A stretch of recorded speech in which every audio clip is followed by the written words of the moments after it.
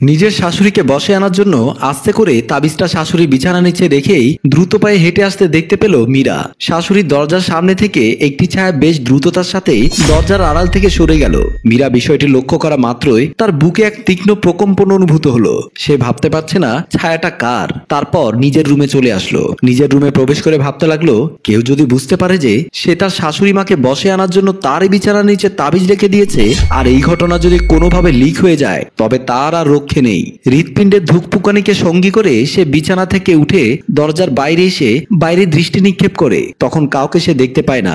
এখনো তার ভয়ের রেশটা যেন একটুও কমছে না। তবুও মনকে হাজারো সান্ত্বনা দিতে সে ভাবে হয়তো ওটা ওর চোখের ভুল ছিল। পরের দিন হঠাৎই মীরার শাশুড়ি সায়রা বেগমের প্রচন্ড বমি হতে শুরু করে, আর এক পর্যায়ে বমির সাথে রক্ত বের হতে থাকে। শাশুড়ির এমন অসুস্থতা দেখে পুরো বাড়ি জুড়ে এক তুলকালাম কাণ্ড বয়ে যায়। ছোট বউ রাইসা, কাজের মেয়ে সালমা সহ অনেকটা হতদন্ত হয়ে শাশুড়ির বমি থামানোর জন্য প্রয়াস চালিয়ে যাচ্ছে। তাকে সবাই ধরাধরি করে তার রুমে নিয়ে বিভিন্ন ঔষধ খাওয়ালেও কাজের কাজ কিচ্ছু হচ্ছে না।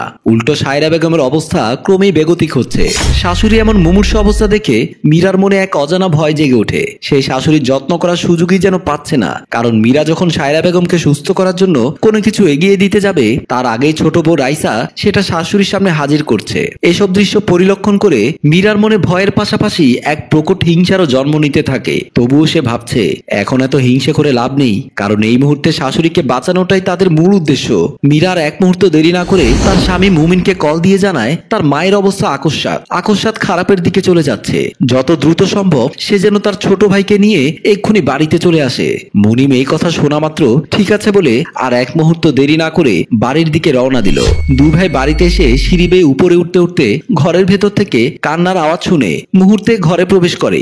দরজা খুলে ড্রয়িং রুমে প্রবেশ করা মাত্রই মায়ের নিস্তেজ দেহটা সেখানে শুয়ে থাকতে দেখে মুহূর্তে দুই ভাই মনোবল হারিয়ে ভেঙে পড়ে। মাকে জড়িয়ে ধরে কান্নায় ভেঙে পড়ে। কেউ কেউ একজন অন্যজনকে আফসোসের স্বরে বলে ওঠে, আহা, উনি খুব ভালো মানুষ ছিল। আল্লাহ বোধহয় ভালো মানুষকে এভাবে অকালে তার কাছে নিয়ে যান। দুই ভাই মায়ের পাশে বসে প্রচন্ড কান্নাকাটি করে। পরে পাড়া প্রতিবেশীর উপস্থিতিতে লাশ দাফন করে ফেলে। রাতে সবাই গোল টেবিল বৈঠকে মায়ের মৃত্যুর কারণ জানার আলোচনা করছে। কেউই বুঝতে পারছে না হঠাৎ করে কেনই বা সায়রা বেগমের এভাবে রক্তবমি শুরু হলো। এমন দৃশ্য যেহেতু কাজের ছেলে সালাম সহ দুই বই চাক্ষুষ দেখেছে, তাই মিরাজ প্রথমে সালামকে জিজ্ঞেস করে, তুমি বলতে পারো হঠাৎ করে মা কেন এভাবে অসুস্থ হলো? সালাম এই কথার উত্তর দেওয়ার সময় বেশ কিছুক্ষণ নিজের দৃষ্টিটা মীরার উপর রাখে। আর এই বিষয়টা উপস্থিত সবাই বেশ ভালোভাবে খেয়াল করার পর মীরার চোখে মুখে তখন এক চরম অস্বস্তি বিরাজ করে। সে মনের অজান্তে সে মনের মধ্যে অজস্র ভয় পুঁজি করে ভাবছে, তাহলে কি সেদিন তাবিজ দেওয়ার সময় আড়াল থেকে সালামই তাকে দেখে ফেলেছিল? কিন্তু সে তো কখনোই শাশুড়ি কোনো অকল্যাণের জন্য তাবিজটি দেয়নি, বরং সে চেয়েছিল সায়রা বেগম যেন তাকেই বেশি প্রাধান্য দেয় এবং তাকেই বেশি ভালোবাসে। তাবিজের কথাটি যদি সালাম বলেই ফেলে, তাহলে তো কেউ তার কথা বিশ্বাস করবে না।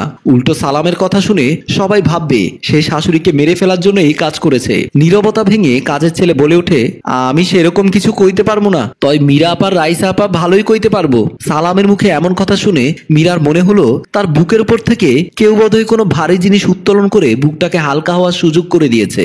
রাইসাকে এই ব্যাপারে জিজ্ঞেস করা হলে বলল, আমি সকাল 10টার দিকে যখন গোসল করতে যাব, ঠিক তখনই বেসিনে দেখতে পেলাম মা প্রচুর বমি করছে। আমি মায়ের কাছে ছুটে যাই। আমি গিয়েই দেখি তিনি অনেক বমি করেছেন।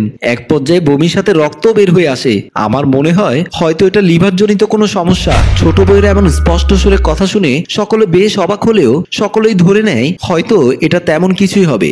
এদিকে মীরাকে কিছু জিজ্ঞেস না করাতে সে অনেকটা যেন বেঁচে যায়। মীরা তার বাবাকে ফোন দিয়ে যখন শাশুড়ির পুরো মৃত্যুর ঘটনাটি খুলে বলে, তখন তার বাবা বেশ চিন্তিত গলায় বলে ওঠে, এমন ভুল তো হওয়ার কথা না।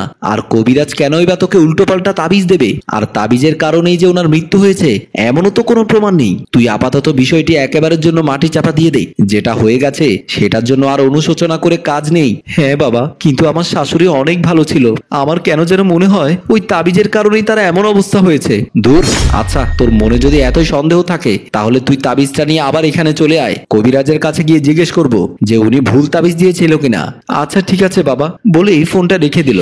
গভীর রাতে যখন সবাই ঘুমিয়ে পড়েছে, ঠিক তখনই অনেকটা ধীর পায়ে মীরা নিজের বিছানা ছেড়ে আস্তে করে ঘর থেকে বেরিয়ে আসে। শাশুড়ির রুমের দিকে যখনই সে আগাবে, ঠিক তখনই সে একটা আবছায়া শাশুড়ির রুম থেকে বের হতে দেখে মুহূর্তে নিজেকে দরজার আড়ালে লুকিয়ে নেয়।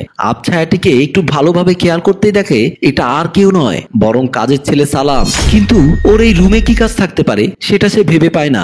সালাম বের হওয়ার ঠিক পরপরেই অজস্র সন্দেহকে পুঁজি করে সে সায়রা বেগমের রুমে প্রবেশ করে। আস্তে আস্তে তার বিছানার দিকে এগিয়ে গিয়ে বিছানাটা উঠাতেই সে চমকে ওঠে, কারণ এখানে সে যে তাবিজটা রেখে গিয়েছিল সেটা নেই, বরং আরেকটা বড়সড় তাবিজ জাতীয় কিছু একটা সেখানেই পড়ে আছে। কিন্তু এই তাবিজ তো সে কোনো কালে এখানে রাখেনি। তবে কে রাখলো এই তাবিজ? নাকি তার তাবিজটায় অলৌকিক কোনো শক্তির রেশ ধরে এই রূপ ধারণ করেছে? আসলেই কি এটি অলৌকিক কোনো কিছু? এত সব চিন্তার মাঝে হঠাৎই বাইরে কারো হাঁটার আওয়াজ শুনে সে দ্রুততার সাথে নিজেকে শাশুড়ির রুমের দরজার আড়ালে লুকিয়ে নেয়। কেউ একজন সায়রা বেগমের রুমের দরজা খোলা দেখে দরজার পাশে এসে উকি মেরে পুনরায় প্রস্থান করে। মীরার হৃদকম্পন অনেকটাই বেড়ে গিয়েছিল মানুষটি আসার কারণে। অতঃপর হাঁটার শব্দ যখন ক্ষীণ হয়ে আসে তখন মীরা খুব সাবধানতার সাথে নিজের রুমে এসে স্বামী মুমিনের সাথে শুয়ে পড়ে। যখন বালিশে মাথা দিতে যাবে ঠিক তখনই মুনিম বলে উঠে, তুমি মায়ের রুমে কি করছিলে? স্বামীর এমন আকস্মাৎ প্রশ্নে মীরা বেশ চমকে উঠল। সে কিছুটা থতমত খেয়ে বলে, এ কি, তুমি এখনো ঘুমাওনি? মা মারা যাওয়ার পর কোনো ছেলের এতটা সহজে ঘুম আসবে এটা তুমি কিভাবে ভাবতে পারো? আর আমি যে প্রশ্নটা করেছি সেটার উত্তর দাও আগে, তুমি মায়ের রুমে কি করছিলে? মুমিনের এমন কঠিন স্বরের প্রশ্ন শুনে মীরা কিছুটা ভয় পেলেও মুখমণ্ডলকে বেশ স্বাভাবিক করে উত্তর দেয়, তুমি ছেলে বলেই যে মায়ের মৃত্যুতে শুধু তোমারই কষ্ট হয়েছে বিষয়টা তেমন না। ওনার মতো একজন ভালো শাশুড়ির জন্য আমার মনটাও বারংবার কেঁদে ওঠে। তাই কোনো এক অজানা মায়ের রেশ ধরে মায়ের রুমটা দেখতে গিয়েছিলাম। আমার কিছুতেই বিশ্বাস হচ্ছে না যে তিনি এত তাড়াতাড়ি আমাদের ছেড়ে চলে যাবেন। জানি না কেন হলো এমনটা ওনার সাথে। এই বলেই মীরা মনোকষ্ট পাওয়ার অভিনয় করলো মুনিমের সামনে। তার এমন কথা শুনে মুনিম আর কিছু না বলে অপর পাশে ঘুরে শুয়ে পড়ল। শাশুড়ির মৃত্যুর 3 দিন পরে মীরার বাবা বেড়াতে আসলো। কলিং বেলের শব্দ হওয়াতে ছোট বউ গিয়ে দরজা খুললো। পেছনে মীরা এসে দাঁড়াতেই বাবা মীরার হাত ধরে রুমে টেনে নিয়ে গেল। রুমে গিয়ে মীরা বলল, আচ্ছা এভাবে ছোটর সামনে আমাকে টেনে নিয়ে আসার মানেটা কি? সবাই কি না কি ভেবে বসবে সেটা তুমি জানো?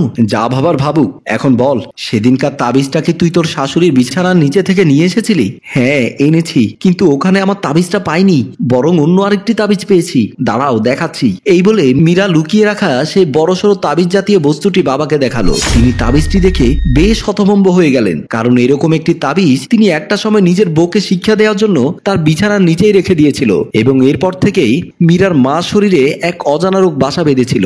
আর ঠিক তার 1 বছরের মাথায় মীরার মা মারা যায়। তাবিজের দিকে বাবার এমন চমকিত দৃষ্টি তাকিয়ে থাকতে দেখে মীরা জিজ্ঞেস করে, কি হলো বাবা, কি ভাবছো? আচ্ছা একটা সত্য কথা বলতো, এই তাবিজটাকে তুই ওখানে রাখিসনি? একদম সত্যি কথা বলছি, আমি তো ওই তাবিজটাই রেখেছিলাম যেটা তুমি কবিরাজের মাধ্যমে আমাকে দিয়েছো। কিন্তু সেদিন রাতে আমি এই তাবিজটি ব্যতীত আর কোনো তাবিজ সেখানে পাইনি। তার মানে এই বাড়িতে নিশ্চয়ই অন্য কেউ আছে যে তোর তাবিজটা ফেলে দিয়ে এই তাবিজটা সেখানে রেখে দিয়েছিল।